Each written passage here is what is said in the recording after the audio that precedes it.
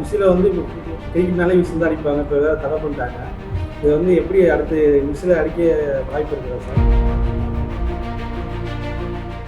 அதாவது இந்த தடைக்கும் விசிலுக்கும் சம்மந்தமே இல்லை. ஏன்னா இந்த விசில் வர்றதுக்கு முன்னாடியிலேருந்தே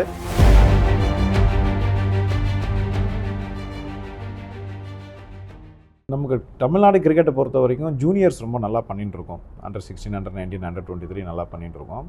நமக்கு நெக்ஸ்ட்டு வந்து seniors basically Ranji trophy win பண்ணணுன்றது தான் நம்மளுடைய முக்கியமான குறிக்கோள். இதை வந்து 1988 லாஸ்ட்டாக வின் பண்ணோம். இப்போ அது வின் பண்ணுறதுக்கு என்னென்ன பண்ணணுமோ அதுக்கு உண்டான எல்லா ஸ்டெப்ஸும் நான் வந்த அப்புறமும் எடுத்திருக்கிறேன். நம்ம கையில் நல்ல டேலண்ட் இருக்குது, நல்ல பிளேயர்ஸ் இருக்காங்க. பட் அவங்களுடைய பெஸ்ட்டு டேலண்ட்டை கொண்டு வந்தால் தான் நம்மளால் வந்து ரஞ்சி ட்ராஃபி அடிக்க முடியும். ஏன்னா 88 நம்ம ரஞ்சி ட்ராஃபி அடிக்கும்போது 22 பேர் தான் வந்து ரஞ்சி ட்ராஃபி டீம் ஆடிட்டு இருந்தாங்க ஸ்டேட்டு. இன்றைக்கி 37 ஸ்டேட்ஸ் இருக்குது கிரிக்கெட் ஆடிட்டுருக்கு. எல்லா ஸ்டேட்டுமே நல்லா ஆடிட்டுருக்காங்க. ஸோ அவங்கள நம்ம பீட் பண்ணி மேலே வந்து ரஞ்சி ட்ராஃபி வின் பண்ணால் நம்ம நிறைய எஃபர்ட்ஸ் போடணும். நம்ம கையில் பிளேயர்ஸ் இருக்காங்க, ஃபெசிலிட்டிஸ் இருக்குது. பட் அதை நம்ம பெர்ஃபார்மன்ஸாக கன்வெர்ட் பண்ணால் தான் நம்மளால் ரஞ்சி ட்ராஃபி வின் பண்ண முடியும். அதுக்கு உண்டான எல்லா முயற்சிகளும் நம்ம இப்போ எடுத்துக்கொண்டு இருக்கிறோம். இப்போ பொதுவாக வந்து கிரிக்கெட்னாலே வந்து கொஞ்சம் பணக்காரங்க விளையாடுவாங்க, அந்த மாதிரி இருக்குது. இந்த கபடி அந்த மாதிரி கீழே அந்த அடித்தட்டு மக்கள் போய் சேரலைங்கிறாங்க. இதுக்கு நீங்கள் ஏதாவது ஸ்பெசிஃபிக்காக எடுத்துகிட்டு வர போகிறீங்களா சார்?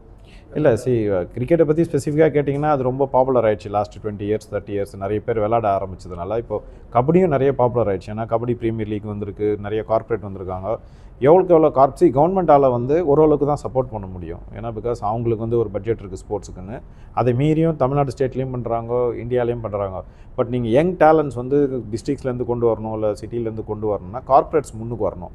ஸோ கார்ப்பரேட்ஸ் முன்னுக்கு வந்து ஸ்பான்சர் பண்ண ஆரம்பித்தாங்கன்னா என்னாகும், எல்லா ஸ்போர்ட்டுமே நல்லா வர ஆரம்பிச்சிடும். இப்போ நீங்கள் பார்த்தீங்கன்னா ஃபுட்பால் ப்ரீமியர் லீக் இருக்குது, கபடி ப்ரீமியர் லீக் இருக்குது. இதெல்லாம் ரொம்ப பாப்புலராக இல்லாத ஸ்போர்ட்ஸ். நமக்கு இப்போ லாஸ்ட் 5 இயர்ஸ் 6 இயர்ஸில் பார்த்தீங்கன்னா தேவ் கம் அப் வெல்.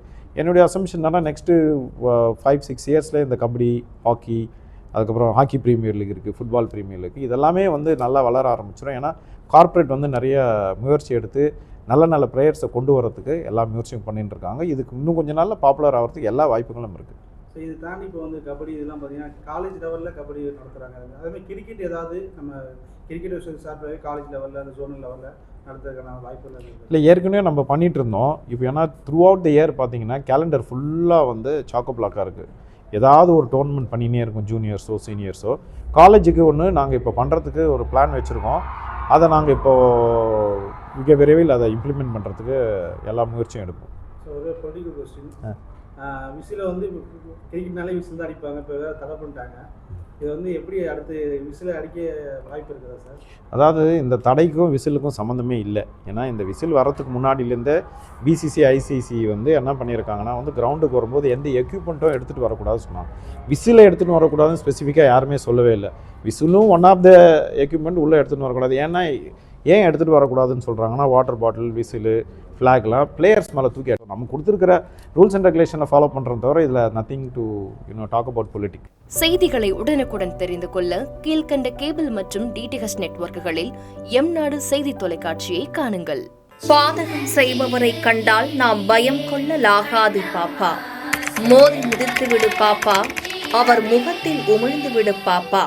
அண்மை செய்திகளை உடனுக்குடன் தெரிந்து கொள்ள இணைந்திருங்கள் எம்நாடு தொலைக்காட்சியுடன்.